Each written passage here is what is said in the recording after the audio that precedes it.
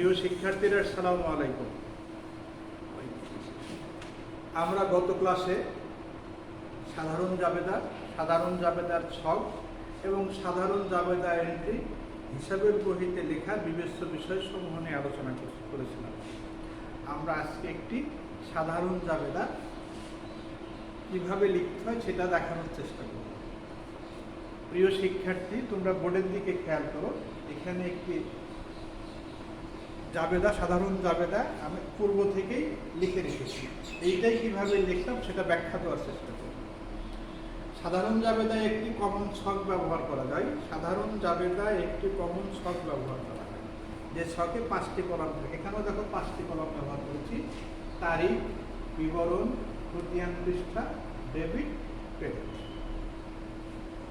এরপরে যে কাজটি করতে হবে সেটি হচ্ছে প্রথম লেনদেনটি আমাদেরকে খেয়াল করতে হবে। এখানে যে লেনদেনটি আমি দিয়েছি সেই লেনদেনটি হচ্ছে নগদ 50,000 টাকা নিয়ে ব্যবসা আরম্ভ করলেন। নগদ 50,000 টাকা নিয়ে ব্যবসা আরম্ভ করলেন। প্রথমে ভাবতে হবে এটি ব্যবসায়িক লেনদেন কিনা। এটি একটি ব্যবসায়িক লেনদেন। তাই যদি হয় তাহলে আমরা সাধারণ জাবেদায় বিবেচ্য বিষয়সমূহ বিবেচনা করি। এখন আমরা এই ছকে লেখা কিভাবে লিখতে সেটা দেখাবো। আমরা একটা তারিখ ব্যবহার করেছি 2020 সালের জানুয়ারি 1 তারিখে। নগদ 20,000 টাকা নিয়ে ব্যবসা আরম্ভ করলেন। এইখানে দুটা হিসাব খাত শনাক্ত করতে হবে। একটি হিসাব খাত হচ্ছে নগদান হিসাব, আর একটি হিসাব খাত হচ্ছে মূলধন হিসাব। নগদান হিসাব খাত হচ্ছে সম্পত্তি বাচক হিসাব। ব্যবসায় সম্পত্তি বৃদ্ধি পেয়েছে, ডেবিট ক্রেডিট নির্ণয়ের সূত্র অনুযায়ী সম্পত্তি হিসাব বৃদ্ধি পেলে ডেবিট হবে, তাই নগদান হিসাব ডেবিট করে লিখেছি। ডেবিটের ঘরে টাকার পরিমাণ লিখেছি 50,000 টাকা। আরেকটি হিসাব খাত ছিল, সেটি হচ্ছে মূলধন হিসাব। এটি ব্যক্তিবাচক হিসাব।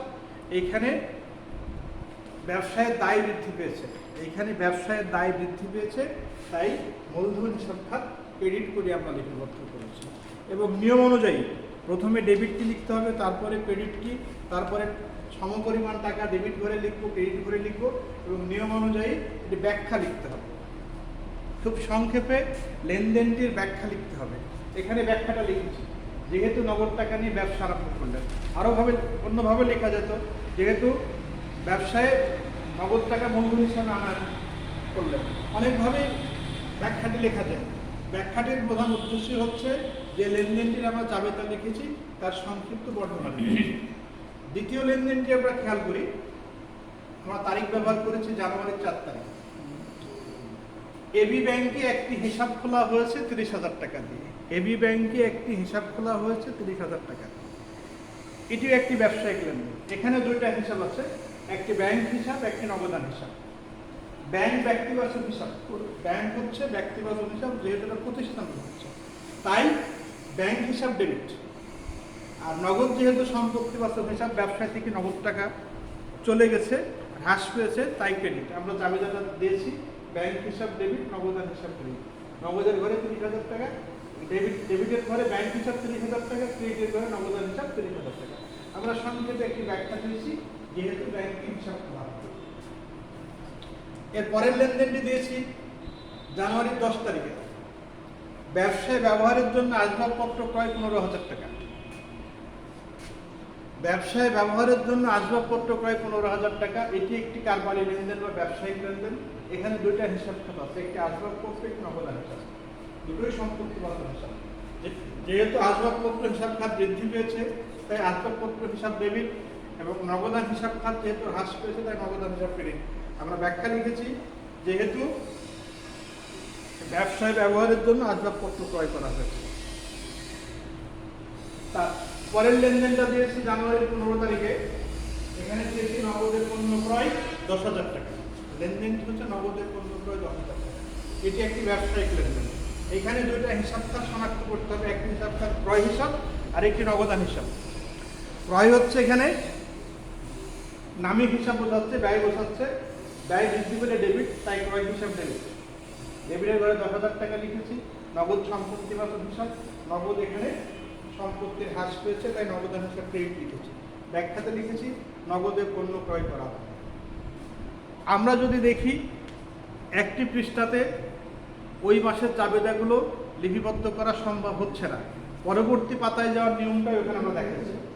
আমরা যেখানে জাবেদার ওই পৃষ্ঠা শেষ হয়ে যাবে আমরা সেখানেই ডেবিটের যোগফল এবং ক্রেডিটের যোগফল লিখে দেব। এইখানে আমি যোগ করেছি 1,05,000 টাকা লেনদেন হয়েছে, আমরা এখানে লিখেছি যোগফল পরবর্তী পৃষ্ঠায় স্থানান্তর হলো।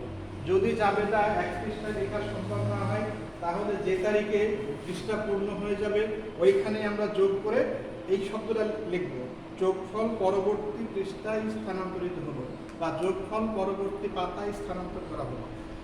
এবার পরবর্তী পাতায় আমরা কিভাবে লিখবো সেটাও এখানে দেখাচ্ছি।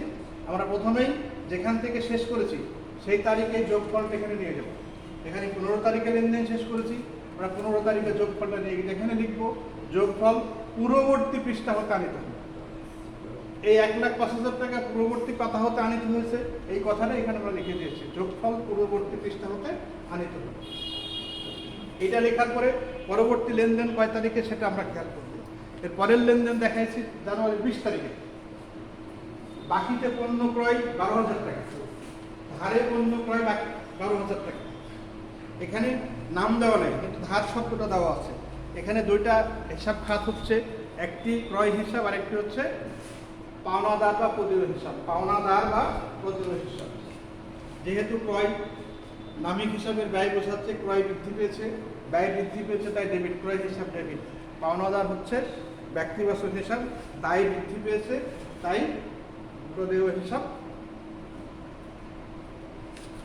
ক্রেডিট। পরের লেনদেনই দেখানো হয়েছে জানুয়ারি 25 তারিখে, ধারে পণ্য বিক্রয় করা হলো, ধারে পণ্য বিক্রয় করা হলো। এইখানে লেনদেনকে দেওয়া হয়েছে ধারে পণ্য বিক্রয় করা হলো 30,000 টাকা। এখানে দুটো হিসাব খাত হচ্ছে, একটি প্রাপ্য হিসাব আর একটি বিক্রয় হিসাব, একটি প্রাপ্য হিসাব আর একটি বিক্রয় হিসাব। প্রাপ্য হিসাব ব্যক্তিবাচক হিসাব, এখানে প্রাপ্য হিসাব খাত গ্রহীতা তাই ডেবিট, আর বিক্রয় হিসাব হচ্ছে নামিক হিসাব, ব্যয় বৃদ্ধি বোঝাচ্ছে তাই ক্রেডিট। সর্বশেষ 30 তারিখে একটা লেনদেন দেখানো হয়েছে, ভাড়া প্রদান 3,000 টাকা, ভাড়া প্রদান 3,000 টাকা।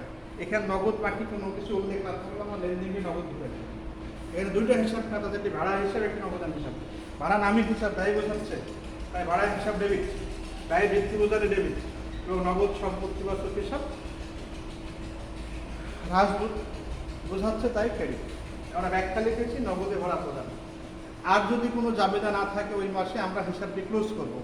আমরা এই পাশের মোট যোগফল করেছি 1,50,000 টাকা। যোগফল করার পরে আমরা কিন্তু ক্লোজিং রেখা টানতে হবে, দুটো রেখা টেনে হিসাবটি ক্লোজ করতে হবে, এবং এখানে লিখেছি মোট যোগফল। এইভাবেই আমরা একটি সাধারণ জাবেদা দেখানোর চেষ্টা করেছি। প্রিয় শিক্ষার্থীরা, আমরা আগামী ক্লাসে নগদান বই সম্পর্কে আলোচনা করব। সবাইকে ধন্যবাদ।